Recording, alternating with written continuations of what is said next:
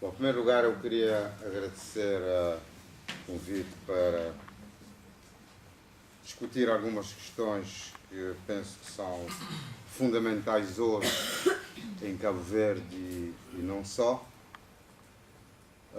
Dar os parabéns à abertura crioula, que de facto vem ocupando um espaço que extravasa Lisboa e que, pelas pessoas que estão aqui presentes na mesa, se pode atestar isso. Eu queria, de facto, trazer uma questão que talvez seja um dos problemas que caracteriza a chamada pós-modernidade, que é a problemática, talvez mais corretamente, poderia falar de substâncias psicoativas do que falar apenas da expressão consagrada drogas. Porque ao falar de substâncias psicoativas, nós estamos a incluir várias outras, nomeadamente as chamadas drogas lícitas, como o álcool. É claro que eu não vou propor nenhuma lei seca, podem ficar tranquilos. Quero desenvolver algumas ideias que provavelmente o tempo não dará para discutir ou para colocar até exaustão, mas pelo menos algumas questões eu gostaria de colocar. Bom, em primeiro lugar, quer dizer, hoje fala-se muito nas drogas, fala-se muito por várias razões económicas, razões de saúde, razões comportamentais, razões ligadas à justiça, à violência, à globalização do tráfico. E naturalmente que praticamente quase todas as sociedades estão envolvidas nessa questão, e a nossa, concretamente a cabo-verdiana, também não foge à regra, e é um dos problemas que naturalmente nós estamos enfrentando em Cabo Verde. Apesar dessa visão, dessa preocupação atual, todos nós provavelmente estamos de acordo, mas nem sempre vamos isso em consideração. Por exemplo, há um slogan que é o mundo sem drogas, mesmo correndo o risco de ser mal interpretado, eu diria que o mundo sem drogas seria uma droga. Porque a história da humanidade demonstra que determinadas substâncias sempre fizeram parte da humanidade. Não é? Que várias relações, várias situações demonstram que, na verdade, as pessoas sempre tiveram necessidade de evasão, quer através de determinadas substâncias, quer através da meditação, quer através do próprio sonho, que é algo fisiológico. É uma necessidade humana, profundamente humana, essa necessidade de ter determinadas circunstâncias, alterações da consciência e do comportamento. Isso é um facto. Há vários estudos, várias pesquisas que demonstram isso. Logo, pretender que as drogas, no sentido de substâncias psicoativas, isto é, aquelas que, uma vez introduzidas no organismo, podem provocar alterações da consciência ou alterações do comportamento, pretender que elas deixem de existir não é viável. Sempre existiram e provavelmente irão existir sempre. Isso quer dizer que não há problemas, que não há dificuldades? É evidente que não. Então, quer dizer, o problema, a questão que se coloca é em que medida determinado tipo de prática pode ser erradicada, ou em que medida ela pode ser controlada e entendendo os males e as implicações extremamente complexas que elas encerram. Então aqui essa afirmação de que as drogas, as substâncias psicoativas são aquelas que mais, digamos, mobilizaram o homem durante praticamente todo o tempo, excetuando provavelmente os alimentos. Quer dizer, os homens sempre tiveram grande empenho, tiveram grande mobilização, grande presença dessas substâncias nas suas vidas. Essa é uma realidade que vem de Noé, de Osíris e por aí afora. Falamos pouco de álcool, não é? Eu diria, por exemplo, antecipando um pouco o que eu retomarei mais à frente, provavelmente é a droga mais problemática que nós temos hoje em Cabo Verde. Não é? Naturalmente, quando se junta às outras ditas ilícitas, a situação fica mais complicada. Mas, na verdade, hoje, a questão do consumo do álcool em Cabo Verde talvez deva ser um dos problemas a colocar para se atingir esse top 5.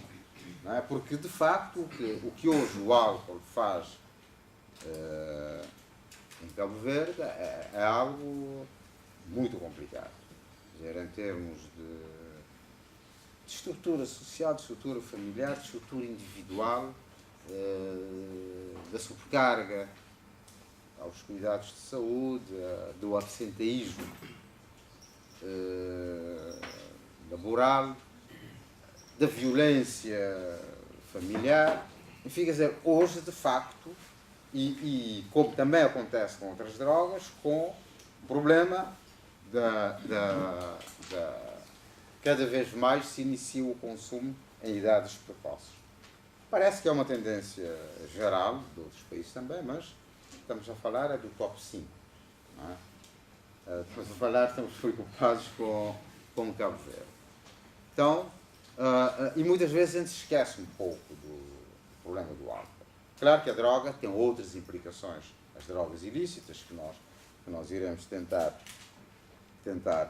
referir, que é a referência à generalização do consumo do álcool, a sua distribuição ao nível mundial. E pronto, aqui continuando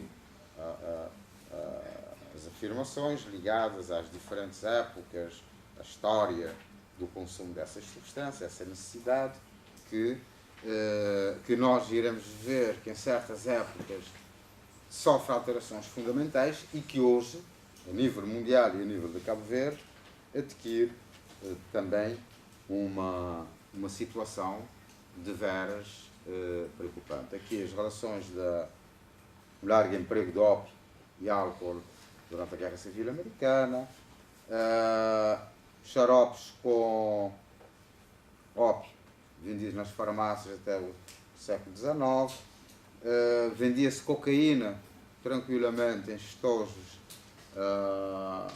em determinadas áreas no início do século,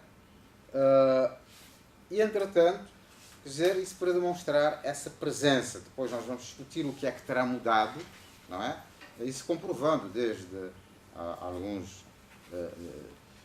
milénios atrás até os dias de hoje, como é que essa situação tem-se dado. É claro que a partir de um certo momento, quer dizer, quando a venda da cocaína, nomeadamente, era chique, e era permitida nas farmácias, naturalmente, a partir de um certo momento, começa-se a discutir as implicações, os problemas de saúde que pode trazer a questão da dependência e, naturalmente, começa-se a colocar algum freio, alguma restrição nessa distribuição, no seu consumo e na sua produção. É mais ou menos clássico uma certa divisão em termos temporais na relação que se tem estabelecido com essas substâncias psicoativas, nomeadamente as drogas ilícitas. Considerado que até a década de 60, que esse consumo era feito, digamos, de uma forma integrada. Não é? Havia um certo controle social feito espontaneamente ou feito por entidades religiosas, entidades médicas, e o consumo era, digamos, relativamente limitado, e as substâncias eram praticamente as mesmas, as consequências também desse consumo, mas havia um controle social. Não é? Quer dizer, socialmente, de uma forma quase que poderíamos dizer até mecânica, os excessos eram controlados. Não é? A partir da década de 60, começa-se, digamos, o consumo associa-se, particularmente no Ocidente, que muito nos influenciou e influencia, o consumo começa a estar associado a determinadas práticas contestatórias. Aliás, voltei um pouco atrás para dizer que, naturalmente, que a forma como a relação se dá com essas substâncias está diretamente ligada aos problemas sociais, a forma como a sociedade vê essa e outras substâncias, o papel de alguma estabilidade ou não, ou de resposta a determinadas questões que nós iremos ver mais à frente. Quer dizer que esse consumo não deve ser visto como algo individual isolado. Claro que existe a repercussão individual, mas tem de ser visto como um problema social, que é se as pessoas, se a sociedade, do modo geral, ao longo do tempo, vai estabelecendo um tipo de relacionamento com essas substâncias, quer dizer que são substâncias cujo consumo, cuja relação, ela se dá em quadros sociais definidos e ocupando determinados lugares. E que em situações diferentes, provavelmente, as coisas passar-se-ão de forma diferente. Aquela ideia que, no consumo dessas substâncias, há a substância em si, há a pessoa e há o contexto sociocultural em que esse consumo se dá. Porque nós verificamos, por exemplo, que em determinadas circunstâncias, esse tal consumo regulado, por exemplo, tem implicações individuais em termos comportamentais e em termos de saúde completamente diferentes quando esse consumo se dá num contexto diferente. Então, admite-se que, até a partir da década de 60, o consumo esteve muito associado a movimentos de contracultura, a movimentos contra determinados problemas, a guerra do Vietnã, por exemplo, na altura, a reivindicação da revolução sexual, o maio francês, que mexeu muito com a Europa e com o mundo. Quer dizer, havia um consumo integrado, digamos, em determinadas perspectivas políticas, individuais, sociais, uma crítica muito forte à alienação capitalista, que era muito criticada na altura, as desigualdades sociais, enfim, esse consumo nessa altura era, digamos, inscrito num determinado ambiente social e político. Estou falando do Ocidente, mas esse movimento teve um impacto, digamos, poderíamos dizer, ao nível global, ao nível internacional. O grande consumo era da cannabis, da padinha, designação talvez excessivamente carinhosa que é dada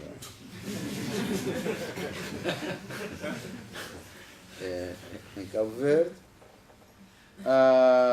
O LSD, que tinha um alucinógeno que é muito utilizado particularmente aglomerações de jovens, concertos e por aí fora, mas era importante ter presente que esse consumo, digamos, era um consumo em grande parte coletivo, é um elemento importante, e sempre associado a uma carga emocional, afetiva, cultural e política. E as substâncias mais consumidas nessa altura eram o LSD e a cannabis. Depois da década de 60, assiste a uma mudança fundamental. Verifica-se que há uma organização global do tráfico, há esse elemento afetivo, nos padrões de consumo mais ou menos generalizados. Eu diria que é um padrão que nós temos hoje em Cabo Verde. É um consumo já mais ligado ao desespero, é um consumo já mais ligado à busca de soluções para problemas individuais, do que esse consumo que tinha algo a ver com alguma forma de regulação social antes da década de 60, ou com um conteúdo mais amplo que ultrapassa o simples consumo individual, que é esse que vamos estudar e encontrar na década de 60. E aqui estamos, um dos elementos, aliás, apontado, a questão da droga, é apontado como o aspecto mais acabado da globalização. Quer dizer, hoje você encontra praticamente os mesmos produtos em Portugal, nos Estados Unidos e em qualquer subúrbio da Praia ou de São Vicente. Quer dizer, você encontra, o abastecimento é feito de veras, numa perspectiva, a produção, a distribuição, a entrega é feita numa perspectiva global. Quer dizer, um dos retratos mais acabados, mais conseguidos da globalização pode ser dado por esse consumo.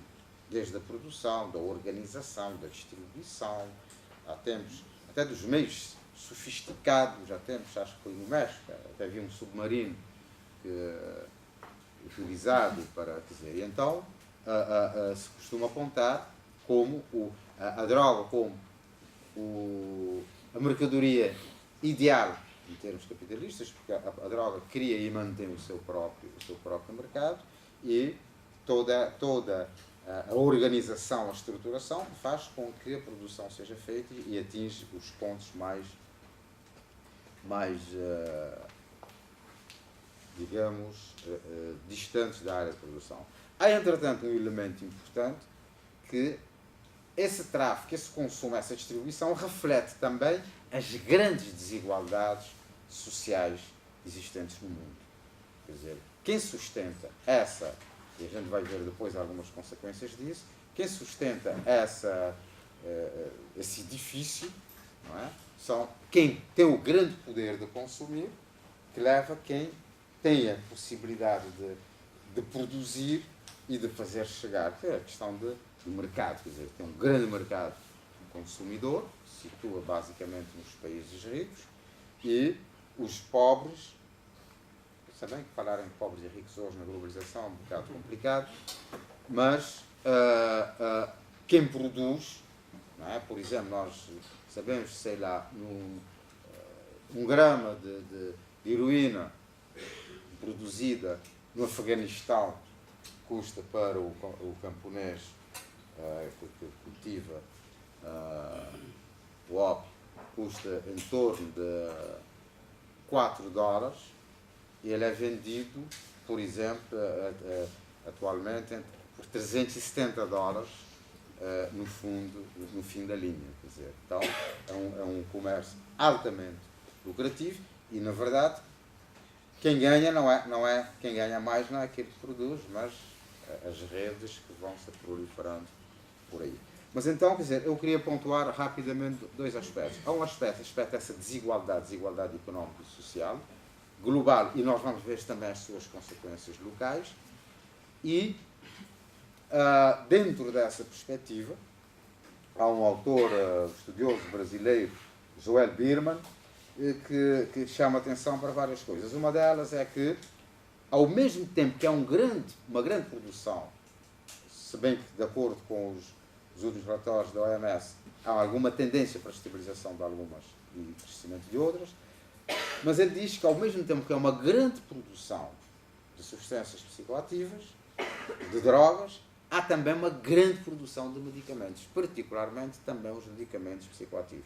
E na perspectiva dele, seriam dois mecanismos para, digamos, anestesiar, para que todo um conjunto de problemas, de dificuldades, de injustiças e de um sem número de interrogações em termos económicos, em termos ambientais, em termos sociais, em termos de valores, fiquem, digamos, mais ou menos anestesiados. É uma perspectiva discutível, mas ele faz a comparação do crescimento do consumo de drogas e do consumo de psicofármacos. Não é por acaso que se prevê que nas próximas décadas a depressão vai ser a grande doença, a doença de maior prevalência ao nível mundial. Ele fala muito também de um aspecto que é o que ele chama a cultura do narcisismo, que é uma visão hoje, digamos, de fruir tudo aqui e agora. Quer dizer, a vida, por razões que nós não vamos talvez discutir agora, a droga permite de facto que num dado momento você consiga tudo aquilo que teoricamente você quer, em termos de prazer, em termos de usufruto do prazer, num momento imediato. E que é um pouco a cultura de hoje, quer dizer, a cultura do usufruir o aqui e agora, e o para trás e para frente, depois logo se verá. Então, ele faz a junção dessas duas questões. Por um lado, as questões macro, as desigualdades da necessidade de anestesiar, e que encontra numa determinada cultura hoje praticamente dominante essa visão que ele considera da narcisista, do aqui e agora, a sociedade do espetáculo, que nós depois poderemos referir. Aqui, de novo, retomando aquela questão da importância da droga ao nível mundial, que eu disse há pouco, o mercado das drogas possui as características mais avançadas do capitalismo atual. Faz parte do circuito global, é multiescalar e por aí afora. Aquele exemplo, você produz em determinados lugares, em qualquer ponto do planeta você encontra esse produto.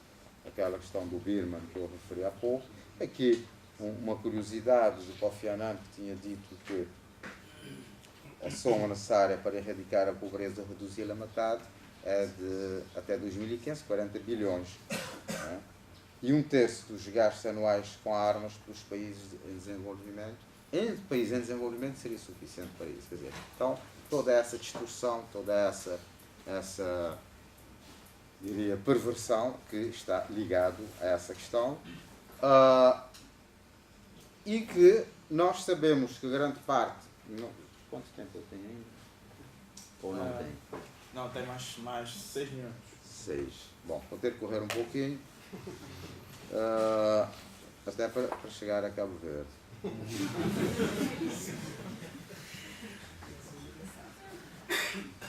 Bom, eu gostaria de... É uma questão que muitos autores têm discutido, quer dizer, o papel do Estado nessa questão. Temos 3 grandes posições. Há uma posição chamada posição proibicionista, que é aquela que vem dominando praticamente grande parte dos países, ou pelo menos que fingem que dominam, que é outra questão, em que há a ilegalização do consumo, ilegalização do tráfico e, a partir da ideia que tem algo de verdade, que quanto maior a oferta, mais possibilidades de consumo existe. Fala-se, nesta visão, a questão da prevenção tem um papel marginal, e o que se critica é que a produção e distribuição têm aumentado, os consumidores aumentam, programas de prevenção têm falhado. E quando a produção e distribuição aumentam, quer dizer, a ideia é que o que faz aumentar os lucros, alguns estudos que dizem que os lucros podem ser de cerca mais de 2.000%, quer dizer, da produção até o consumo, e que o que faz aumentar, claramente, é a proibição. Quer dizer, se essa distribuição não fosse proibida, naturalmente que os lucros seriam bem menores. Bom, continuando a correr, eu diria que há uma outra posição, que é uma posição que o Estado não tem nada a ver com isso, da mesma forma que bebe quem quer, devia consumir quem quer. O Estado deve recomendar, deve propor, e não é da conta do Estado.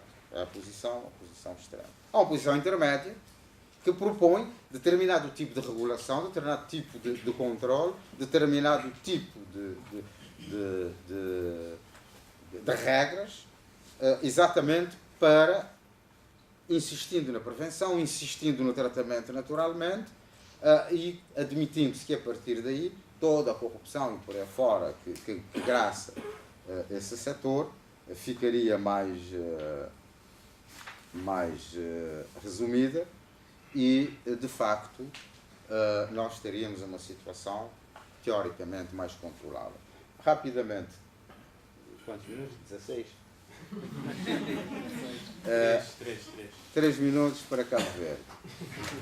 Bom, nós temos dito, tentando fazer uma periodização em Cabo Verde, nós dizemos que o álcool é a droga da colonização ou, um pouco provocativamente, da cabo-verdianidade, porque o álcool está muito entranhado na nossa cultura, no nosso comportamento e para fora. Dizemos que se alguém nasce, a gente bebe para celebrar, se alguém morre, bebe de tristeza, se está frio, a gente bebe para esquentar, o calor nos leva a beber para sacar o suor, estou triste, eu tenho que beber para espantar a tristeza, alegre, eu bebo para comemorar e por aí fora. De facto, o álcool está profundamente entranhado entre nós. Agora, isso não quer dizer que não está a fazer muito mal, como eu disse no início. E muitas vezes a gente ignora, quer dizer, porque ele entra de uma forma tão sorrateira. E hoje, as idades, por exemplo, há alguns estudos que mostram que há crianças que estão a começar aos 6 anos em Cabo Verde. Claro. E nós estamos a verificar, por exemplo, que às vezes nos hospitais psiquiátricos em Cabo Verde, nós temos mais gente internada em consequência de problemas comportamentais decorrentes do uso de álcool e de outras drogas, do que aqueles que por direito deveriam estar lá, aqueles que a cabeça futiu, não é? Então nós temos essa situação. E claro, quando se chega a ter alterações de comportamento, no caso do álcool, por exemplo, as outras drogas, a situação é diferente, significa que o organismo já está completamente prejudicado. Então, nós falamos do álcool como a droga da colonização, a padinha a droga da independência, porque é de facto depois da independência, com a abertura e com a chegada de cabo-verdianos que estariam a outros lugares, onde essa prática era mais livre, que se instalou isso. Agora, eu quero chamar a atenção para o seguinte: não é apenas a substância que chegou, a substância chegou numa sociedade que estava precisando. Quer dizer, dentro dessa relação que a substância e o produto tem a ver com o ambiente, tem a ver com a pessoa. E finalmente nós falamos que atualmente nós estamos na mistura global. Porque agora temos álcool, temos medicamentos, temos marihuana, haxixe, cocaína, heroína um pouco menos, mas temos tudo isso e particularmente o crack que está fazendo, que é uma cocaína de baixa qualidade, reciclada, que está fazendo, digamos, uma série de problemas. Isso aqui seriam os dados a nível mundial para mostrar como é que as coisas estão. Temos um grave problema, a nossa sub-região está sendo assolada porque quando o Estado funciona mal, quando as instituições não funcionam, a legislação facilita. A África Ocidental hoje é considerada a grande porta de entrada, particularmente da cocaína, para a Europa. Recentemente, quer dizer, Cabo Verde tem feito algum esforço, não vai dar para falar muito, mas todos souberam que há uns menos de um mês foi apreendido 1,5 tonelada de cocaína em Cabo Verde, naturalmente, que era todo um processo de reexportação, que é um problema sério que nós temos na nossa sub-região. Bom, eu diria rapidamente, o problema da violência, que era uma das preocupações. Temos esse problema em Cabo Verde neste momento. Há um problema que vem do próprio, ligado ao tráfico, ao confronto com a polícia, que não tem sido tão intenso, mas que existe. Controle entre eles para o controle do mercado, volta e meia há liquidações mais ou menos sumárias, que é uma violência complicada. A violência por acerto de contas, a questão da corrupção, a questão do medo, mas também temos uma violência que vem assolando a nossa sociedade, particularmente os jovens. Na verdade, essa violência ela não decorre apenas do consumo, mas o consumo está aí. Há problemas sérios, o problema das grandes desigualdades sociais que temos hoje em Cabo Verde, não é? De jovens sem perspectivas, não é? Da imigração o êxodo rural, que traz problemas sérios que não vai dar para a gente falar, mas eu gostaria de dizer que alguns dados dos Estados Unidos dizem que 10% dos mais pobres têm 2% de rendimento e 10% dos mais ricos têm 40%, quer dizer, isso naturalmente cria tensões, cria ambientes onde os conflitos entre jovens, por um conjunto de razões e não só, facilitam esse consumo, e esse consumo é utilizado também nessa violência, que é algo extremamente importante. Grande parte desses jovens estão detidos, quer dizer, 80% dos reclusos, pelo menos em São Martim, que é a cadeia mais importante do país, de alguma forma está ligado à droga, ou ao tráfico, ou a conflitos decorrentes desse consumo, e por aí fora. Bom, eu ficaria por aqui, dizendo o seguinte, quer dizer, essa questão está relacionada com a nossa sociedade, com as desigualdades sociais, com alguma falta de perspectiva. Há alguns projetos interessantes, mais ou menos espontâneos, que tentam contrabalançar essa situação, mas pronto, globalmente era isso que eu gostaria de dizer. Retomando aquela ideia, a droga existiu sempre, provavelmente vai existir, agora está numa situação complicada, que decorre dos nossos problemas internos, mas que também faz parte dessa globalização que também nos absorve. Correndo, muito obrigado.